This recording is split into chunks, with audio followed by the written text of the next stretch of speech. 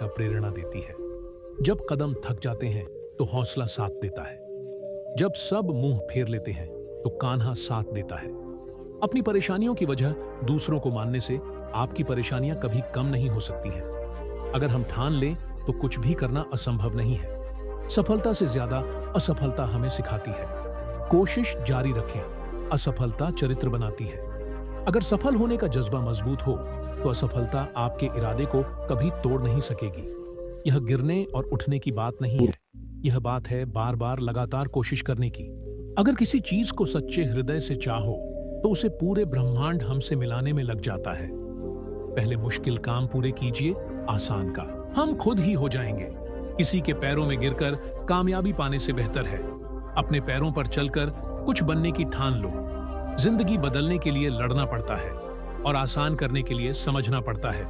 कुछ अलग करना है तो भीड़ से हटकर चलो। भीड़ साहस तो देती है पर पहचान छीन लेती है।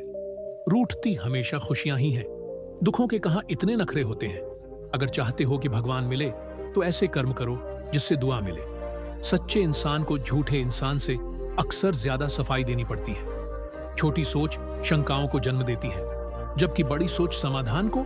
अगर आप हारने से डरते हैं तो जीतने की उम्मीद न रखें। सकता है तन मन धन से प्रयास करते रहे, परंतु यह न भूलें कि किसी को सुख उसके अपने कर्म से ही मिलता है, दूसरे के कम से नहीं।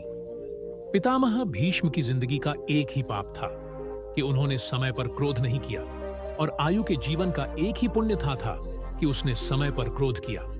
पर परिणाम स्वरूप एक को बाणों की शैया मिली और एक को प्रभु श्री राम की गोद। अतः क्रोध भी तब पुण्य बन जाता है जब वह धर्म और मर्यादा के लिए किया जाए, और सहनशीलता भी तब पापा बन जाती है जब वह धर्म और मारी आधा के लिए किया जाए को बचाना पाए। जिंदगी में त्याग के बिना कुछ भी पनपता नहीं।